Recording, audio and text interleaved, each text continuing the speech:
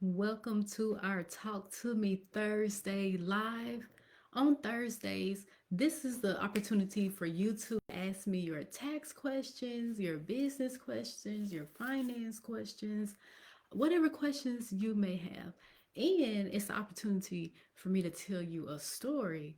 Should I have one to share with y'all? Okay. So if you are new to me, I am Chastity Grady. At my company, Grady Tax Plus, it is my number one goal to make sure that we are keeping the IRS out of your pockets so that you can live a better life, especially as a business owner.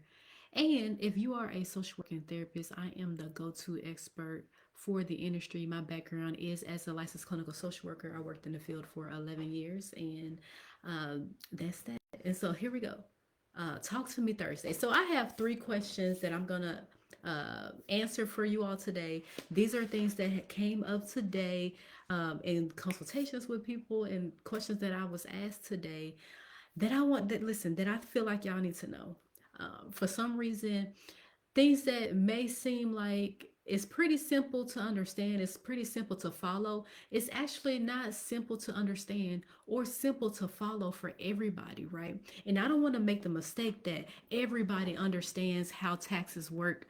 And so, which is one of the reasons why next Wednesday I'm doing my understanding small business taxes training so that you can understand how small business taxes work, so you can understand business structure, so you can understand finances, right?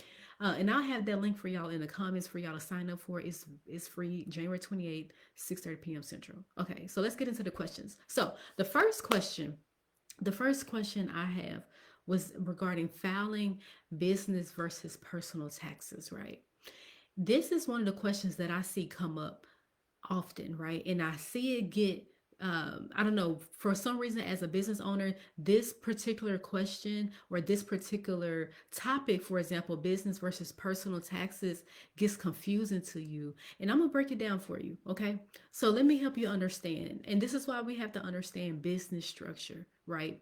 Business structure has to refer to being an LLC, being a PLLC, sole proprietor, those type of things. That's your business structure. How is your business set up? And depending on how your business is set up, that will determine how your tax return is filed, right? So, if your business is a multi member LLC, multi member PLLC, that means that you are a partnership, right? And before I continue to move forward in the conversation, I want to just go ahead and share this live out with some groups for a second. So go ahead and take the opportunity to share this live out with some groups. When you have multiple people that you are in business with, that is a partnership. So the IRS requires, when you're a partnership, that you file a form 1065. Okay, form 1065. Okay, that is the tax return that you file for partnerships. So you will file that return first, and I'm going to tell you why in a second. If you are an LLC or a PLLC and you're taxed as an S Corp, you will file Form 1120S. Okay, Form 1120S. That's the tax return. You would file that first. Okay, you will file it first. So, oftentimes I hear people say, in regards to those two types of business returns, well, I filed my personal, now I need to file my business. That's one of the mistakes that I see happen often, that you think, oh, I can just file my personal return and I'm good because my business is separate. So I don't have to worry about that on my personal return. But that's not true. When you have a partnership, when you have a S Corp, those two tax returns produces something called a Schedule 1. Listen, y'all got to get your pens and notepads out for this. You got to get your pens and notepads out for this live. Is going to produce something called a Schedule K1. It's not almost, it is a tax document that also needs to be filed on your personal tax return. When you understand how small businesses work, when you understand how business work, when you understand how taxes work, you will understand why. But I'm going to tell you why here. The reason being is because a partnership and an S corp, those two tax returns do not produce taxable income in order for you to pay taxes on your net profit. Now, I said some words to y'all, and I'm going to break it down to you, but I'm giving you technical language so you can have it for your vocabulary. But now I'm going to break it down to you. So let me say it to you again so you can pick up what I put down. The S Corp and the partnership, those two tax returns, okay? It does not produce taxable income in order for you to pay taxes on. So that means that when you file the S Corp or the partnership tax return, you put your income, you put your expenses, and then it's left with a number, okay? It's left with your ordinary income. That ordinary income goes onto the Schedule K1, and then the Schedule K1 gets reported on your personal tax return for you to pay personal taxes on. That's right, personal taxes. You're paying personal taxes on. So, then what are listen, I can't even get it out. What are the business taxes then? And so if the S Corp and the partnership, if that's a personal tax that I pay on my personal return, then where does the business taxes come in? What's the point of what's the point of all of this, right? I want things to be completely separate, right? And I hear you. I hear you. And I'm sorry that the internet has not properly informed you of how taxes work. But that's why I'm here. And that's why you're tuning into this live. There's only one type of business that truly has a separate business tax. That's truly a separate business type of structure entity. And that is the C corporation that nobody talks about. And many times people aren't talking about the C corporation. Number one, because they don't understand. They throw around, oh, double tax, and have no clue of what they're talking about. Because you're not double taxed if you don't take any dividends out. There's no double tax. And so you don't hear people talking about the C corporation because they don't know.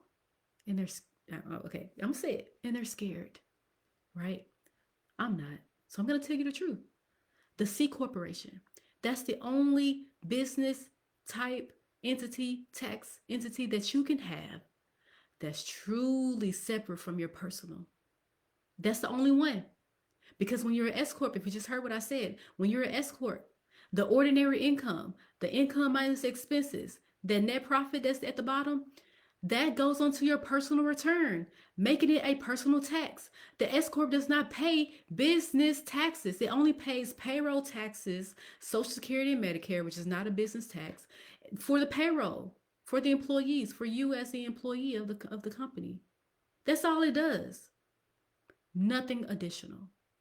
That's why you have to file the S Corp tax return first so that you can pay personal taxes on the net profit onto the personal return. That's how it works. That's how it works. And I bet you're like, oh my gosh, why the internet experts not saying this? They have me thinking that, oh, if I'm an S Corp, I got separate business taxes and all this stuff. And I'm sorry, they didn't tell you that part. But that's how it works. So that means that if you have a S corporation, you make $300,000 and you spend $100,000 and you got $200,000 as your net profit. Guess what? $200,000, and if you married, filing joint, $200,000 is going to be added to your personal return, plus the W-2 income you paid yourself from the business, plus anything else that's on your tax return personally. All of that is going to be taxed personally. I know. Nobody told you that. I know. That's why you listen to this live. So the only true separate business tax, and you can go look at the forms. I told you the forms. For the C Corp, it's $11.20. If you look at the C Corp versus the S Corp tax return, the difference is the C Corp actually has a taxable income, which means they're paying taxes on the net profit, and it stops there. Nothing gets passed on to the personal return unless you paid yourself some dividends. It stops there, and that's it. That's all. Okay? So, in regards to the question, filing taxes separately, I filed my personal one. Now I'm ready to file my business. Well, guess what? Now we gotta amend the personal one because it did not include the ordinary income from the S Corp or the partnership. Okay. All right. So I hope y'all understood that. I broke it down to you as quickly as I could. I'm gonna go more in detail on this next Wednesday at 6:30 p.m. Central Standard Time at the Understanding Small Business Taxes training. I'll go ahead and just paste the link in the comments for y'all to have it. But I'm gonna go in detail, more in detail about it, so you can understand. Right? When you understand business structure, when you understand how taxes work and how you're taxed, then you're able to make better decisions. Right? Then you're not just listening to people who just say, oh, because you made XYZ, go ahead and become an S Corp. And you can question them. Well, tell me why. Tell me why should I become one? Right. And if they can't really go into detail other than, oh, because you made this amount, I won't say on to the next. Okay. On to the next. Right. Okay. So here we go. Now, question number 2. What happens if you don't pay taxes? What happens if you don't pay estimated taxes? Okay. Let's talk about it. Let's talk about it. Okay, estimated taxes. So we mentioned that. Oh, let me go back. I'm sorry. Let me go back. Because for those of you who are not an S Corp, many of you are not S Corps, many of you are not partnerships, and many of you definitely are not C Corps. So what does that mean? So that means that when you file your personal tax return, your business is filed alongside of it, with it, on a form Schedule C. Okay, that gets attached to your personal tax return. Okay, so there's no separate business filing. If you're not an S corp, if you're not a C corp, if you're not a partnership, there's no separate business tax filing. It's all with your personal. There's an attachment of a Schedule C that gets added. Okay. All right. So I hope y'all understood that part. Now, when it comes to actually paying estimated tax payments, because I hear this a lot. Well, I didn't file my taxes throughout the year. Well, there's no tax to file. Okay. Estimated tax payments is literally what it says. It's an estimate of what you think your taxes will be as a result of you making money, right? That's all it is. It's just an estimate. Although the estimate needs to be as close, as accurate as possible to reduce penalties and interest for not paying those, but it is an estimate. So what does it look like? So the IRS have they break down their 4 quarters differently than, equal threes. It's January to April, then it's January to March, then April to May, then June to August, and then September to December. So they do 3 months, 2 months, 3 months, and 4 months. Don't ask me why they do it that way. Ask Congress to change it. Okay, that's all I can tell you. And so based off of that, the IRS tells you on their website that you must have a method of keeping up with your records, because this is how they're going to tax you. I'm talking to business owners. This is how they're going to tax you, right? So it's important that you know the money that you made and the money that you spent, because the bottom line, the net profit, that's what the IRS is going to tax you on. And so when you look at estimated tax payments, that's why you can't just wait until around this time right now to worry about getting your finances together. That's something that you have to do throughout the whole year, so that you know, okay, from January to March, I made this amount, multiplied by this amount. This is how much I should pay for my estimated taxes. And then I keep repeating that process throughout each quarter. And I'm just making a payment. I'm not filing a tax return. It's only a payment. You only file your tax return once, which is around this time now. The estimated tax payments is you logging into your IRS account or using a guest user function, and you click make a payment for estimated tax for the designated year, and you just make the payment. That's it. It's so simple. You just make the payment. What's not simple is the part, like I said, knowing, well, how much do I pay? And I broke that down to you. That's why you have to keep up with your records, whether you're using a spreadsheet, whether you are using a bookkeeping software. The IRS doesn't have the guidelines on that. They just says you need to have a method that you're using to keep up with your records. So whatever that method is, then do it. My preference is that you use a bookkeeping software to do so. Okay, so using a bookkeeping software where it's automated and you are categorizing, and everything that is on the profit and loss statement should be in alignment with what is on the tax return. And as a Secondary, the spreadsheet that I love for my clients to use, it also allows you the opportunity to categorize so that you can see what's going on, what has come in, what has come out. Also that's an alternative for you, and I do love that for my clients. Anybody could use it, and it's only $37. Okay. All right. So what happens if you don't pay? So if you don't pay those estimated tax payments, what happens is that if you owe the IRS a balance, then you can possibly be penalized in a couple ways. Number one, a late payment of tax. So basically, for paying your taxes late. Number two, for not paying quarterly taxes. Yes, they can give you a penalty for you not paying your taxes quarterly. I know they can. And then the interest from you not paying on time and for you not paying during the quarter. Right? So who wants, and I like to say, all of those are tips to the IRS. You're giving the IRS an extra tip. And why do we want to give the IRS an extra tip when our goal is to make sure that we are keeping the IRS out of our pockets? And I hear people say all the time, "Oh yeah, I don't pay estimated tax payments. I'm okay with just getting a penalty." Oh, okay. If you're okay with just handing out free money to the IRS, okay. I mean that if that's what you want to do, that's your choice. But we're not doing that. We don't want to give the IRS anything extra. Okay. And then the third one was the question that I received today was what, sorry, I was trying to read my handwriting. What documents are needed when it comes to filing? Good question. Going back to the record keeping, you must have a method that you're keeping up with your records, right? So if you look at those forms that I identified today, so go look at, depending on your situation, go look at the form 1120 if you're a C Corp, 1065 if you're a partnership, 1120S if you are a S Corp, and look at a Schedule C. Oh, let me throw in another one, Schedule E. Okay, so if you're a Schedule C for business owners, Schedule E if you have rental properties, that sort of thing.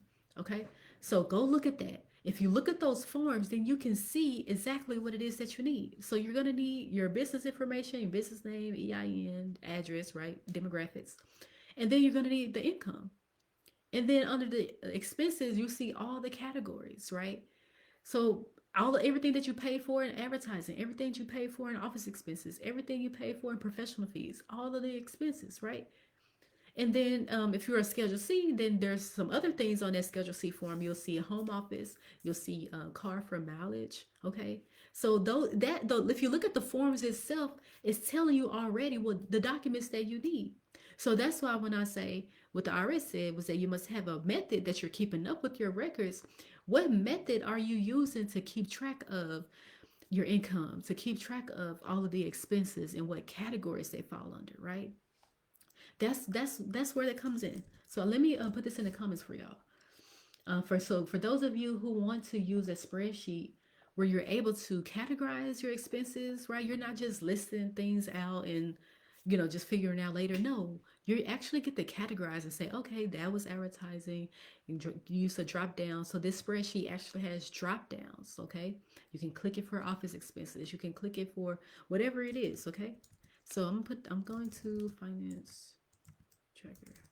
I'm gonna put this in the comments for you so that you can have that. And again, it's only $37, and you can use it for 4 years. Yeah, so once you see it, you'll see what I'm talking about when I say you can use it for 4 years, because I have a section off by year, so 25, 26, 27, 28. So you can have that for all of that data, and it has the charts in there. You can look on the either one of the tabs. You'll see the charts for like the income, for the expenses, and for the profit and loss. Okay, this is not your ordinary spreadsheet. This is the one that if my clients aren't using the bookkeeping software, then this is what I would want you to use, because it's almost like you're using the bookkeeping software. You just don't have the automated function of you having your bank account pulling in everything. That's the thing with the spreadsheets. You have to you have to type it in manually, but what you type in manually, it gets organized, and that's what I love. Okay, and I want to say this in regards to organization. Organization and discipline, those two words needs to be your word for the year. Okay, being organized and being disciplined. Being organized is basically being able to have structure in how you do things, right? not just in the finance space, not just in with your finances, but within the whole realm of your business. Everything about your business needs to be organized. The administrative side, everything, right? And then when it comes to, so I said organization, discipline.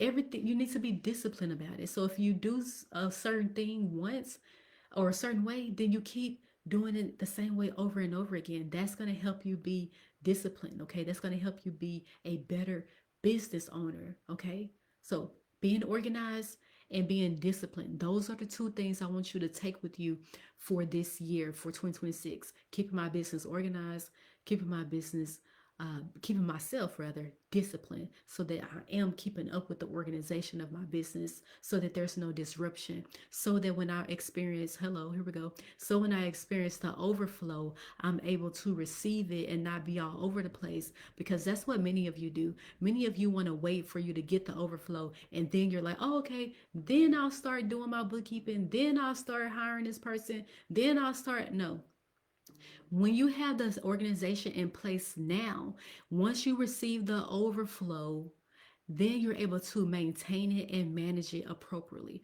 You're able to be a good steward of the overflow versus scrambling around trying to get things together, trying to get things in order, right? That's not how you want to do business. That's how you play around with business. In 2026, we're not playing around with our businesses anymore.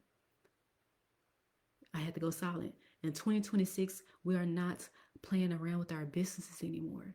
You're going to get educated. I'm telling you this. You're going to get educated on what it means to run a business, what it means to have business structure, what it means to that's with the taxes, with finances. I didn't even talk about the finance piece of it really in detail, but you need to know this stuff.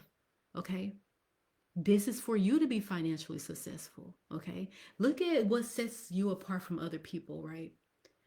You may be comparing yourself to other people who may seem to have their stuff together, right? But when you have to be reflective. You have to look at, okay, what am I doing that a successful business owner is doing that I'm not? And start doing those things, right? It's not about, oh, when I make a certain amount of money, then I'll start managing my money and then I'll start using my business bank account. No, you do all of that stuff now. You put the proper systems in place now. You use a separate business account now. Okay? Let me tell y'all this. We're in January, so you still got time if you messed up. Do not use your personal account for anything business. I don't care if it's a source one source of income.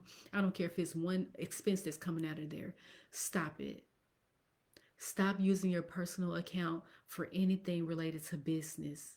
If you don't have the money in your business, then you just transfer the money, make an owner's investment into the business, and then let the business pay it out. Keep everything 100% separately. Keep it 100% separate. Part of me want to go ahead and tell y'all about an experience I had. I think I'm gonna say that for another live, but let me tell you the experience I want to tell you that I had. It was a confirmation that what I've been telling y'all for years now is true.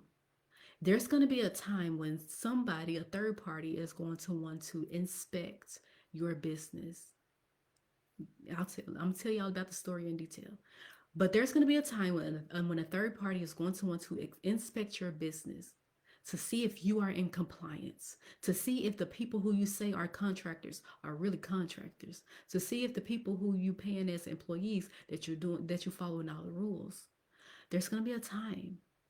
And my question to you, if they were to come to you with 20 things that you need to provide to them within a week or two, would you be able to do it?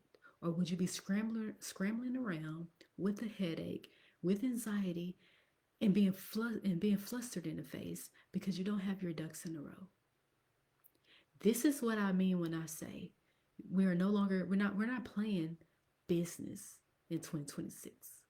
We're actually going to be the business. We're going to treat our businesses like the business that it truly is. Okay? In 2026, that's what we're doing. So if you thought that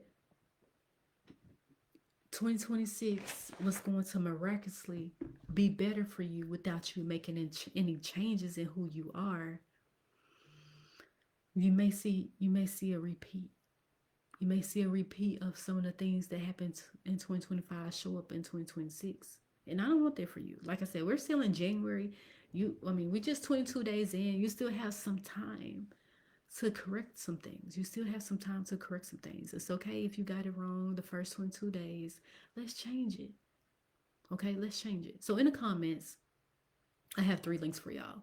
If you are interested in working with me with my company, my for tax services, bookkeeping, or if you have issues with the IRS, then I have an informational session coming up. We just had one last night that went really well. I'm loving these informational sessions. Okay, it part of it is presentation style. I'm showing you also the back end of my business. I'm showing you what it looks like to file your tax return with us, and that's on February 4th.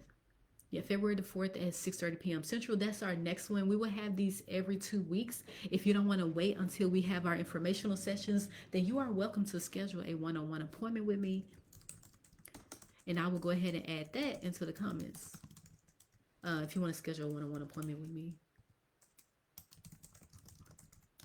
The only thing is that my one-on-one appointments, those come with a small investment. So that's why I do the free ones so that you can have free access to me during the informational sessions. The next one is February the 4th at 6:30 p.m. Central. Okay. And we have those every 2 weeks. The next thing is that, like I said earlier, you need to learn. You need to learn how business work. You need to learn how taxes work. You need to learn how your finances work if you want to be financially successful in business. If you don't want to be financially successful in business, I'm gonna say this really bluntly to you so you can feel what I'm saying. If you don't want to be financially successful in business, then don't learn anything. Keep doing what you're doing. Keep flying by the night, flying and sleeping by day, whatever you want to call it. Just keep doing that, okay? And see where that leads you. And I put it that way because you gotta stop playing in business. You got to stop playing. This not one of the things I loved about COVID was that COVID it birthed so many businesses. It made people realize that, oh my gosh, I can be a business owner. Praise the Lord. I'm glad that happened. The downside is that it watered it down to where people are not taking business seriously. Now it's just like a little side toy that you just rattle here and there. No, regardless to what why you decided to be in business or whatever, it's still a business and you got to treat it as such. And I hope you didn't go into business to be cash poor. I hope you didn't go into business to not be financially successful. I hope not, because you're wasting your time because you're paying more taxes. If you are wanting to be financially successful in business, and I'm sorry I had to be very blunt with you all, but I can't sugarcoat it, and I don't want to. We in 2026 now. It's time to stop playing. Anywho, if you want to be financially successful, then you're going to have to know what you don't know. You're going to have to learn what you don't know. And that's why on January 28th at 6:30 p.m. Central Standard Time, we're doing our Understanding Small Business Taxes training so that you can understand how small business taxes work, business structure, taxes, finances, budgeting, and getting your questions answered. That's why we're doing it. Okay? And then I keep saying this, I don't know when I'm going to do it again. I don't know. That's why you have to get in the room next week. So go ahead and clear your calendar out. Whatever you have during that 2-hour block from 6:30 p.m. Central to 8:30 p.m. Central, go ahead and just reschedule the appointment, reschedule it. And this is not one of those classes and trainings where you just come in and you cooking in the kitchen and you're doing other things, watching TV. That's not one of those trainings. Because if you don't pay attention in the training, you're going to miss a lot. Okay? Because I'm going to be sharing my screen. I'm going to be interactive with you all. And I don't want you to miss it. Okay? And you shouldn't want to miss it, right? Because I don't want you to waste your 2 hours. This is going to be very interactive. So go ahead. You need to clear out, clear your schedule, whatever you have on your calendar for those 2 hours. Go ahead and clear it and be present. Okay, get your favorite your favorite notepad and your favorite pen and be ready to take notes. You get a presentation outline as well. All right, that's January 28th. And then also what I put in the comments, I talked about the spreadsheet, the finance tracker. If you don't want to let's say if you're not ready to get into bookkeeping software, I understand, right? I threw a lot at y'all. I threw a lot at y'all today, right? And I understand that I'm telling you to turn the switch on and be the business owner. I'm shaking you up right now, virtually. I'm telling you that, but I understand that maybe you won't take action right away. I understand. So that's why I do have the business finance tracker there for you, because it's a great in between. It's a great in between resource for you to have in order to manage your business finances. Okay. And then lastly, if you do want a one-on-one appointment with me, I put the link in the comments. And as I mentioned before, those do come with a small investment in order to meet with me one-on-one. So I hope something I said here today, that it was enlightening to you, that you have clarity as we are going into the tax season. Tax season officially starts on Monday, January 26th. Monday, January 26th. So that's why I'm making sure that you're prepared, that you're ready, you understand how taxes work. I just told you today that if you're not an S Corp, C Corp, or partnership, that you do not have a separate tax return that you're filing, your business income and expenses, that's going to be with your personal return. And then if you do have an S Corp, C Corp, or a partnership, those returns have to be filed first. Well, the S Corp and the C Corp, I'm sorry, S Corp and partnership, those two tax returns have to be filed first. Okay, those two have to be filed first, because what's on those two tax returns gets added to your personal. Okay, so that's a must. That is a must. Okay, and I explained to y'all how taxes, what happens if you don't pay taxes, in the documents that you need, which is going back to the finance tracker. You know about getting 1099, so I don't have to explain that to you. But the finances, we got to know your expenses so that the IRS is not taxing you more than what's needed. Okay. And so as I close, I'm going to give you my benediction. Okay. My benediction is in chapter John chapter 10, okay, in the Bible. John chapter 10 in the Bible, okay. This is when the Jews, they were questioning Jesus, and they were saying that their soul was in suspense. And if you are the Christ, just tell us. And Jesus said, well, I told you, but you don't believe me. The works that I do, they testify concerning who I am, but you don't believe me because you're not my sheep. My sheep, they hear my voice, and I know them, and they follow me, and they shall by no means perish. No one shall snatch them out of my hand, because the Father gave them to me, and nobody should snatch them out the Father's hand. Okay, He and the Father are one. The reason why I give you this benediction is because I want you to understand that in business, if you hear somebody, if there's a voice that you're listening to that you resonate with, then follow them. Okay, if you hear my voice and it resonates with you, then follow me. Sign up for a service. But the ultimate goal is that you follow Him. Okay, I have been instructed, and I am walking into my assignment, that I am a disruptor. Okay, I am a disruptor, and the ultimate goal is that, yes, I keep the IRS out of your pockets. And no, I'm not trying to influence anybody one way or the other, but I know who I am. I'm a part of a royal priesthood, and I'm a disruptor. And part of me being a disruptor is telling you about the Lord Jesus. And so my benediction to you is that if you hear His voice, then follow Him. Okay? Let Him be your shepherd, because you are His sheep. And that is how I'm going to end my lives from here on out. And that's how I have been ending them. And guess what? If you hear my voice, then you will understand. But if you don't hear my voice, you are not my sheep. And I'm okay with that. But the word also says that there are some sheep that are not of the fold, but I must also speak to them. They must also hear my voice. So I'm going to keep talking anyway, even if you're not my sheep. Okay? Even if you're not my sheep, I'm going to continue to talk. All right? So that's what I have for y'all today. Talk to me Thursday. I'll be back on Friday to give you all another topic. Now, on Fridays, y'all, I'm gonna bring it back. I'm gonna bring back Fire Your Boss Friday. I know I had stopped it for some months. I'm gonna bring it back. Fire Your Boss Friday. So that's what we're gonna talk about on Fridays. So Mondays, Motivational Monday. Tuesday, Tax Therapy Tuesday. Wednesday, Wellness Wednesday. Thursday, Talk to Me Thursday. Friday, Fire Your Boss Friday. All right. So I hope something I said to you today, it helps you and it blesses you. And I will see you in the next one.